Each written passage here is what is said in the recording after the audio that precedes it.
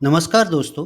पिछली वीडियो में हमने वेब थ्री क्या है और उसके कोर कंपोनेंट जैसे डिसेंट्रलाइजेशन, ब्लॉकचेन, स्मार्ट कॉन्ट्रैक्ट और टोकन की बात की। आज हम बात करेंगे डिसेंट्रलाइजेशन की, जिसमें आपका पैसा, डेटा और शक्ति सब आपके हाथ में है। तैयार हैं इस सफ़र के लिए? चलिए शुरू करते हैं। लेकिन रुकिए दोस्तों, क्यों इतना ज़रूरी है हर कंपोनेंट को डिटेल से जानना?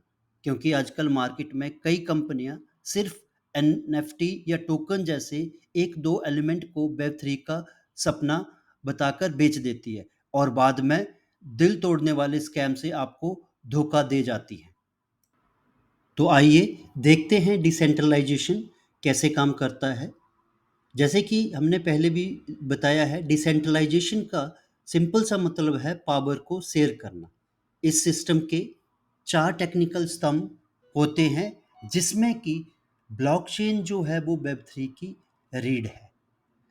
तो आइए डिसेंट्रलाइजेशन के पहले स्तंभ ब्लॉकचेन स्ट्रक्चर को समझते हैं। ब्लॉकचेन स्ट्रक्चर के हर ब्लॉक में डाटा जैसे ट्रांजैक्शन डाटा, समय, हैश, अगले ब्लॉक का कनेक्शन, पिछले ब्लॉक का कनेक्शन होता है और ये सब एक चेन में जुड़े होते हैं, इसलिए इसका नाम पड़ा ब्लॉक।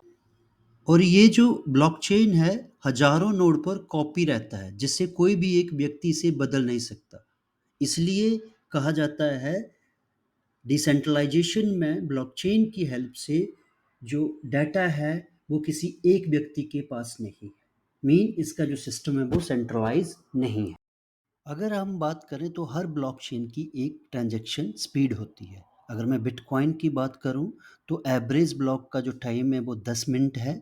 इसी तरह एथेरियम में 12 सेकंड है।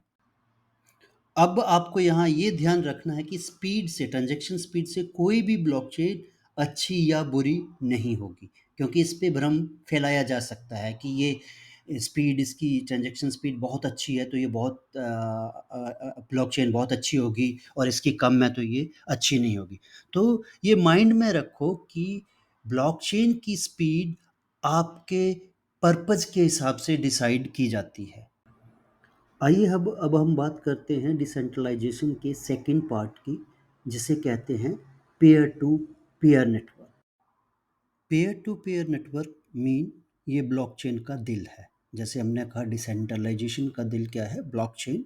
ब्लॉकचेन का दिल है पीयर टू पीयर। इसमें कोई सेंट्रल बॉस नहीं होता। हर कंप्यूटर, जिसे हम नोड कहते हैं, बाकी सबसे जुड़े होते हैं। अब मान लो किसी ने पैसे भेजे। ये ट्रांजैक्शन एक नोड से शुरू होती है और फिर ब्रॉडकास्ट होती है, यानी मैसेज की तरह आसपास के नोड को भेजी जाती है। हर नोड उस ट्रांजैक्शन को चेक करता है सही है या नहीं। अगर सही लगी तो वो भी आगे भेज देता है, गलत हुई तो वही रिजेक्ट हो जाएगी। ये पूरा प्रोसेस गॉसी प्रोटोकॉल से होता है। जैसे एक इंसान बताता है, फिर वो दूसरे को, और कुछ ही सेकंड में सबको खबर लग जाती है। यही इसकी ताकत है। अगर कोई एक नोड बंद भी हो जाए, बाकी पूरे नेटवर्क पर असर नहीं पड़ता, सिस्टम चलता रहता है फुल पावर में। तो अब अगली बार आप ब्लॉकचेन और बिटकॉइन का नाम सुने या किसी भी क्रिप्टो करेंसी का नाम सुने तो याद रखिए पी टू पी नेटवर्क ही इसकी रीढ़ है। मैं ये क्यों कहना चाहता हूँ? बिकॉज बहुत बार ऐसा देखा गया है, लोग एक ही एलिमेंट को लेके आपको क्रिप्टो करेंसी बेचने की कोशिश करते हैं, जबकि वो पी टू पी नेटवर्क में नहीं होती। और बहुत सारी एक्सचेंज, अब ये आप इसका नाम बताएंगे, आज पी टू पी नेटवर्क के ऊपर नहीं है और क्रिप्टो में डील कर रही। अब सवाल आता है, अगर कोई बॉस नहीं है तो फिर ये फैसला कौन करेगा कि कौन सी ट्रांजैक्शन सही है? यही काम आता है कंसेंसस मैकेनिज्म, यानी ब्लॉकचेन में सब नोड का आपसी एग्रीमेंट। कोई एक नोड डिसाइड नहीं करता, सब मिलकर तय करते हैं। अब यहाँ पे एक मैं छोटा सा एग्जांपल देता हूँ एग्रीमेंट का, जो सबसे पुराना है, जिसे प्रूफ ऑफ वर्क कहते हैं, बिटकॉइन में इस्तेमाल होता है। यहाँ पे एक माइनर एक कठिन गणितिक पजल हल करते हैं। जो सबसे पहले करता है उसे एक नया ब्लॉक जोड़ने का हक मिल जाता है और इसके साथ इनाम भी मिलता है।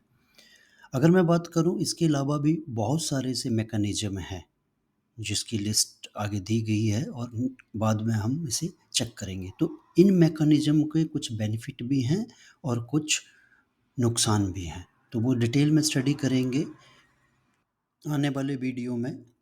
अगर मैं बात करूं बिटकॉइन में एनर्जी की जो खपत है वो 120 टेराबाइट घंटे पर ईयर है, जो कि एक बहुत बड़ा एनर्जी कंजप्शन है।